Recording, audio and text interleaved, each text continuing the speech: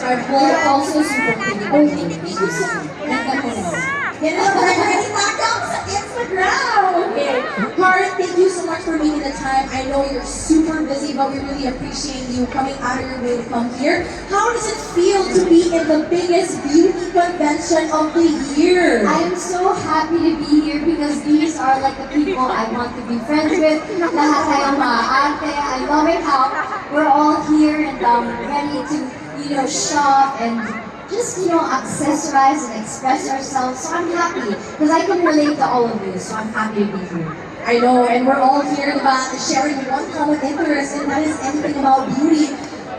It's not a beauty heart. Well, allow me to flatter you a little bit, but not only me, but I'm pretty sure I can speak on behalf of everybody in this room that we really do consider you as one of the beautiful faces in the world. Diba, guys?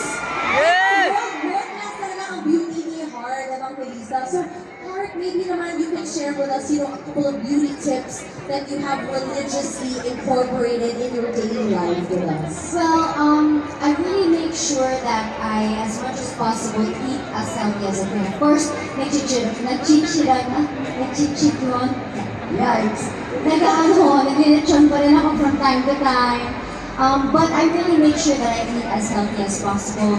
I also try to sleep no matter how busy I am. I try to sleep 8 hours a day. Yes. And I really moisturize, but you really have to find the perfect moisturizer for you because it's different for everyone. Correct. And it really helps also aside from doing this stuff religiously.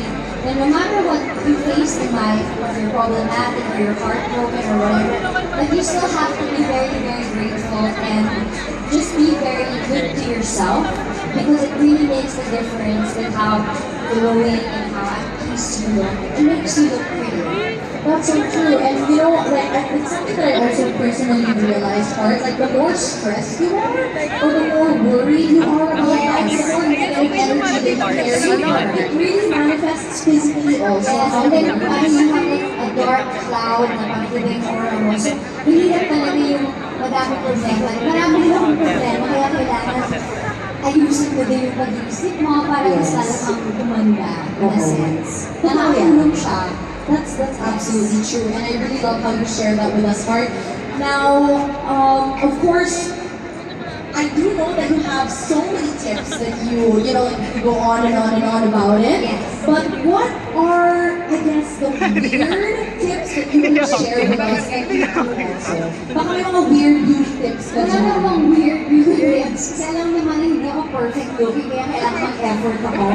Baka hindi ka perfect looking. Ewan ko lang sa akin. Wala akong perfect sa mundo. Hindi talaga. But I make sure to reapply my skincare. Kung wala akong ginagawa or today free ako, like no joke, every hour, the lightest serum that you can get, you reapply it. Not just on your face, on your neck, your tungkol, everywhere. I do it religiously. And I feel, yes. Kasi naman, ang beauty isn't just you're born with it or it's not about parang how beautiful you are physically. It's really sa tiyaga. Kailangan talaga i-effortan mo siya. Di ba, madam? So, kailangan talaga din mo na tayo sa sarili para kumita ka. So, that's my weirdest tip probably. And hindi talaga ako nagbibilag sa araw. So, yun talaga. Tago talaga as much as possible. Kahit nakakasama siya sa buhok, mag-hat po kayo kung mag-grab or what. Run from the sun, hindi talagang kaaway. Totoo. And sunblock also, I guess. No? Sunblock, yes, sunblock. But still, kahit when you're in the car, yung ilaw, or you're like under a shade, hindi ka na ulit, it's still really bad for your skin. So, magtago tayo sa hindi siya nakakagasa. Yeah, totoo. I hope you guys are taking down notes, ha? It's a very fresh card today. Well, as always naman. And speaking of fresh, by the way, I think one topic that a lot of women are, a little shy to talk about when it comes to beauty is aging, which I know you've been absolutely vocal about on your social media, on your interviews. But for you, as we all know, again, you've been super open about talking about aging specifically. So, diving into this topic, what is an advice to women who are struggling or having a hard time being confident with aging? Well, it's also it has to do with people around you. Siyempre, minsan, especially sa ating culture sa Philippines, pag sinabi nila matanda ka na, kailangan dito, kailangan na. It's really just It's the mentality. I'm 39, and I know I'm getting old, but I feel that as you get older, dun mo palang nakakamit yung mga, kumbaga yung mga mistakes in life. Lahat na pinagkirapan mo, ngayon pala siya nag-prepare for you. And then so you should be very good to yourself, na habang tumatanda ka, it's not the end of the road, it's actually getting better. And as a person, mas madami yung pinagdadaanan sa buhay mo. Iba yung tayo mo bilang isang tao, kasi matibay ka na. So there's so much to look forward to when you're older. And honestly, I like to be challenged. I'm very competitive with myself. And the more they say that you can't do it, of course, nadi-depress ako sa bilang. Ayun dito, yan. Di ba ganyan, di ba? Ayun But yung mas malaking nag-challenge screen ako naman. because the more you don't fit the mold, the more that I will fight for where I should be. May screen na malaki. It's possible if you want. Ah, So age shouldn't stop you, or your situation, or anything, marriage or heartbreak shouldn't stop you. Even your personal mistakes, it shouldn't stop you because we are all deserving to be what we want. So age is number one. I absolutely love that part. And you know, to add to what you said, kasi kanina it was very inspiring when you said that, you know, aging is just all about perspective. You know, I think it's very important to kind of reframe how we think about aging. Kasi a lot of us, I'm sure guilty tayo dito, di ba? Pag birthday natin, shocks. Matanda na ako, I'm 1 year older. But I think it's important to reframe that. Instead of saying that, you should say, now, wow, I got to live one more year of Yes, my life. yes. You know, before, I mean, I never spoke fully about, maybe one day I will, but I used to be very depressed. Kasi hindi ko alam siya kaya dati, sinisip ko din pag may mga depressed na tao, inisip ko, bakit siya nag-depressed? Na nasa kanya na lahat. Pero totoo talaga, lahat ng iba't-ibang tao tinataba ng depression. And then, maybe a year ago, I went through really, really bad depression. And then I would always say na, parang ayoko tumanda. Parang iniisip ko na, okay lang mamatay ako bata. May ganun ako dati. Pero ngayon, I'm very, very thankful for my life na when you age one more year, you should be thankful because you have more time with the people who love you, the people you love, and you have more time to achieve your dreams. Absolutely. Wow, thank you so much for sharing that with us, Bart. I know how vulnerable that probably was for you, but that's very inspiring also. And of course, aside from being open about aging, no, like you have talked openly about confidence as well. That's something that you personally advocate a lot for. So in this day and age, I think it's very easy to believe anything that we see on social media. I'm pretty sure you know this too. And honestly, sometimes this can really take a toll on your mental health. Diba? Sometimes you even get pressure, diba? And feel like you're not living your life like everybody else is kind of living on social media. So personally, Hart, how do you deal with this challenge? Well, kasi because I grew up in show business, in a sense, parang, I think I was 14 when I started audition, 13 or 14 when I started audition, and then yun yung naging buhay ko. And I remember parang isip mo na kailangan bagay ka dun sa kawawa ka sa telenovela, kailangan mo talaga parang mahalaga ng tao. And nag-mark talaga ako ever since. Pero wala naman akong inaapakan, ganyan. In fact, sa school, binubuli pa nila ako na naiintindihan ko naman. Kasi naka-shoulder ako. Art-art ko talaga sa school. Naiintindihan ko na ikaw kasi sa akin. But because of that, parang nagkaroon ako ng konting hindi ko pwedeng makita yung side ito. Or in showbiz, so kahit a few years ago, kailangan perfect ka, kailangan hindi ka magkakamali, kailangan pati marriage mo, perfect, ganyan. Pero it's not of this world. Perfection is not of this world. So, sino makaka-relate sa'yo? Oo, titingnan na ang ganda ng buhay mo. Pero, hindi naman yung totoo. So, that's why for me, nagkaroon ako ng problema, kumbaga sa buhay. Kaya, inisip ko, my YouTube channel, I'll try to be as real and as authentic as possible. Because at the end of the day, it is who you are. Yeah. Kung wala ka, meaning to say, hindi naman ako demonyo, di ba? Hindi naman wala naman akong biglang lumalabas na pag-happy ka, hindi demonyo. Wala naman ako ganun sikreto, di ba? Pero hindi ako perfectong tao. Nagagalit ako, napipikol ako, napapagod din ako. So, pakita na natin yun. but it's how you are to the people around you, or it's how your heart is, and hopefully people will say that could make them judge. So I'm trying to change the narrative ng slowly on social media. Ipakita mo as much as you can. Kung papakita mo din lahat, laman ng bag mo, what's in my bag. Di ba, kita rin natin what's in your heart talaga. Which is even more important. It's even more important, yes. So for those people that will sincerely love you for who you truly are, then it will work. Kumbaga, then the pagkano will work. And they will believe you when you say this and you say that. Hindi yung nagpapanggap ka lang. Absolutely. That's so true, Heart. But I also wanted to ask, because I'm also very curious, when you vowed to be your authentic self, diba? When you wanted to be vulnerable to the public by starting a YouTube channel, I'm pretty sure that it was a little bit hard for you to step into that mindset, no? So how did you get over that wall of vulnerability? Well, siguro, kasi I've been very involved with the editing as well. So, may mga eksena na, actually, madami akong tinanggal. Hindi dahil sa ayoko makita na yung side beat. Kaya lang, as much as possible, may mga characters sa life ko in the past na ayoko naman sobrang, kumbaga minahal ko naman din pa rin sila lahat. So, ayoko naman magsalita lang. Totoo. That's only me. I would edit a few things. But, I did that. May mga times na parang natanggalin, naaalangan ako kasi parang ang taray ko doon, parang nagmura ako doon, o parang nilawak ko sa akin, hindi ko dapat hawak. Pero inisip ko, ay yun talaga eh. So, pagka tayo kumbaga, ano ba to, talaga na ginagawa to, yung kung magpanggap, let's change the way people think. Let's change how things are. Na perfection, na ang ganda niya, na siya dapat tulad, na ang bait niya, ganyan. Walang 100% na mabait, di ba? Pero, okay po niya. So I tried and it was actually like now. You know, I'm still risking who I am because I would like to reintroduce myself who I truly am. So at least kung gusto ng mga tao, gusto talaga nila ako. Hindi yung may konting lumabas na nabalita dahil ito siya parang at least umpisa pa lang ng honest. Yes. At least that way also you get to filter out the exact people in your life from the get-go pa lang.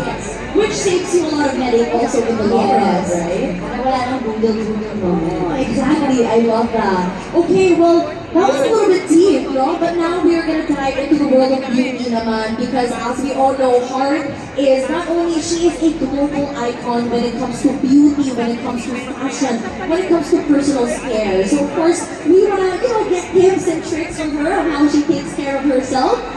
So, Heart, a lot of people think na, alam mo yun, high maintenance ka, na dapat lahat ng mga, the things that you own, very expensive, di ba? Pero sa totoo, it doesn't have to be that way all the time, right? So, Heart, does it have to be expensive to stay fresh and beautiful? Okay, syempre magsisunod mo sabihin natin na hindi ko bet yung mga mahanap. Syempre bet ko, di ba? But, if you wanna be a fashionista, you're not just gonna spend everything to come up with an image or with a look. It's not like that. Being your authentic self, being a fashionista, is being smart about what you buy, about what you put on. It's about how you put it together and how it looks on you. So kahit ako, totoo lang, ako bumili ako ng second hand. Ito second hand yung ito ko. Diba? Yung mga ganyan. Because if I want some, I'm not gonna be stupid. I'm not gonna be stupid about it. Yeah. I'm gonna be smart. So even when it comes to skincare, when it comes to like beauty stuff, I do a lot of mixing. Like I'm aware na madami mas maganda sa akin kasi mas madami masisipag magpa-beauty na. Diba? Lahat ng talaga nagpabas, yun ang rejuvenation. I'm just so busy kaya medyo haggard ako. Pero nasa sipag ang siya gaya. Heart, para na tayo lahat. Madami kong breakouts sa chest kasi haggard talaga ako. Pag kulang ako sa tulog, 25,000 pimples na ako dito, hindi ko nakikita. Haggard talaga ako. Pero ang ibig kong sabihin doon, hindi kailangan mahalan isang bagay for it to work. Yes. And I'm really glad that, there are a lot of actually stalls here na they're really good brands and they really work. So it's not about dahil mahal. Nasa tao yan, nasa paano ka gamitin, nasa tiyaga. And then pag sinuot dahil lahat, pinili mo sa ukay. I buy from ukay-ukay. Mukha lang siya expensive kasi ukay-ukay sa Japan. Second hand store sa Japan. Pero yun din naman, okay lang siya. Pero pag tapos nilagyan mo ng isang mamahaling bagay, hindi na, ang ganda. But I'm really a mix of all. When it comes to clothing, skincare, I'm a mix of everything. Like lipstick, mahilig din kasi ako mahulibot ng mga iba-ibang mga products. So I don't believe in if it's expensive, it'll work. There are a lot of expensive brands that are completely liars and overpriced. So I know that because I use it.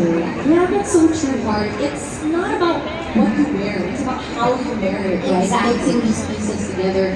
I love that. So, we talked a little bit about styling. You would mention how to mix the proper pieces all together to come up with a great ensemble. So, what is your number one styling tip, at least, for us, like regular people? I think you don't have to give into what's in trend.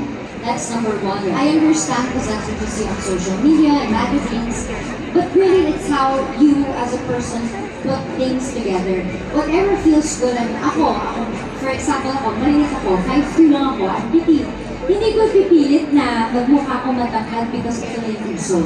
I'll wear something according to how I feel about it. So whether that's expensive or not, it's how you feel when you wear something. So pansinin mo, minsan, may t-shirt na puti, pag sinuot mo, ba't ang maganda sa kanya? But the thing is, hindi dahil maganda sa kanya. Dahil it's how you feel about yourself. Now, kung feeling mo, it takes time. Feeling mo na hindi ka maganda, ibig sabihin, kulang ako sa kasa sa buhay. Pag madami pumunta sa'yo ng mga kung ano-ano, you will eventually have self-worth.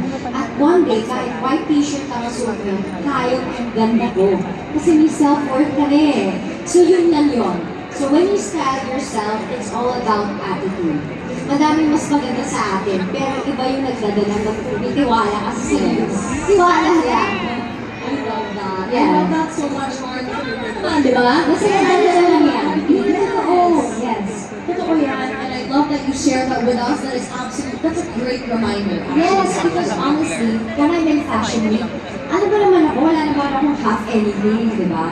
Eh syempre, di ba, pag sila superior, half ganito, half ganyan, or mga blonde sila, ang tatangkad nila. Ang papayat, lahat na ng standard na kala mo yung dapat.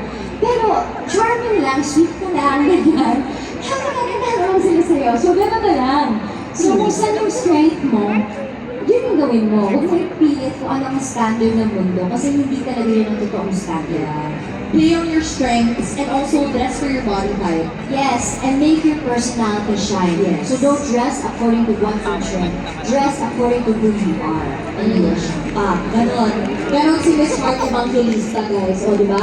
Okay, Heart, you know what? I think among the many things that we also love about you, one thing that really stands out is your ability to reinvent yourself. Like, I feel like you've put on so many hats all across, like the years in your career. You've done so many things, you've achieved so many things in all different aspects. I'm sure it was such a long journey for you, but would you mind talking about that journey of constantly reinventing yourself? So I feel like I didn't do it on purpose. So I think that's where the magic happens. Right. Because sometimes, especially in showbiz, parang you feel like, okay, this is where you'll make money. So kailangan maging ganito ako. So build ka ng image mo na hindi talaga ikaw yun because you want something. It won't work. Yeah. Pero for me, feeling ko, there was a time kasi sa career ko, I really got lost. Parang hindi ako bagay na, parang naman ako bagay sa nasa buhay ko na naglalaba ako sa sabulog ko, naka-nail art. Parang hindi naman bagay na. So, ganyan, tapos naka-party love band ko, parang hindi bagay. So, hindi sa naniniwala na hindi akong kawawa dun sa gano'n. So, in short, medyo nawala ako sa ikot ng show business, and I felt like I lost everything. And sometimes when you lose everything, that's when you start to realize who you are and what you can do, and your different, the different aspects or side to your personality. Yeah. Na eventually pwede mong gamitin, but not gamitin, but to celebrate. So that's how I did. I started with my painting. I didn't paint for anyone. In fact, I know na narinig sa niya, parang pangit na painting. But I never really painted for you or for them. I painted for myself, di ba? So ganun din yun sa pag-ibig. So I guess, kumbaga, do not move according to what the world wants to see. do not create yourself for the world, but create it for yourself. Because if you do that, things will really blossom. So if you're in like, at work, di ba? Tapos parang feeling mo, hindi ka nag-shine or hindi ka pinapansin because you're focusing on their reaction. But sincerely love yourself and do something for yourself, galingan mo for yourself, and you will shine and they will eventually see. So that's how I started to begin my journey by discovering the different sides of me because it was for me. Parang ganun. So, kung masyado kong in short, kung masyado kong conscious sa gusto ng iba, walang mangyayari. Pero kung ginagawa ka sa sarili mo, magbo-blossom siya. I love that part. Thank you so much for sharing those immensely valuable insights. You know, we got a sneak peek in a little bit into your personal life when it comes to fashion. And honestly, I really wish we had more time. Actually, I don't mind kung habaan niyo pa. Pwede pa ba? Pwede pa magpa-extend? Pwede pa? No, kasi ako okay lang. Hindi ka pwede. Organizer. Sige, charot lang. Ganda mo, sige na mo siya. Nag-issue pa sa glitter best na side tuloy siya. Totoo. But again, Heart, I really wish we had more time. We are learning so much from you. But again, I mean, if all else fails, Heart has her own YouTube channel at the end of the day, right? To get to know her more. And yeah, so we're good then. But again, Heart, last question. What can we expect from you next? What's next for Heart Evangelista? Honestly, I don't know what's next. Sa totoo lang, ginagawa ko lang kung anong gusto kong gawin. And hopefully, like all of you today who are watching there, I hope na meron kayo natutunan today and with what I said. And I want to say, I really, really appreciate your time, your effort, being here, bringing my magazine, and just waiting. I really appreciate all of you for putting the lipstick, putting the blazer, layering it, putting the belt. I appreciate all of you and thank you so much. I hope you enjoyed. And I wish I had more time. So, sa akin, alam ko, kung ano aabangan nyo, hindi ko na alam, bahala na si Lord. Pero ako, nag-aabang ako sa inyo. Kung ano magiging mga buhay nyo, I know it's gonna be great. So, thank you so much for today. Thank you, SM Yuri Watson, Retty, and to everybody.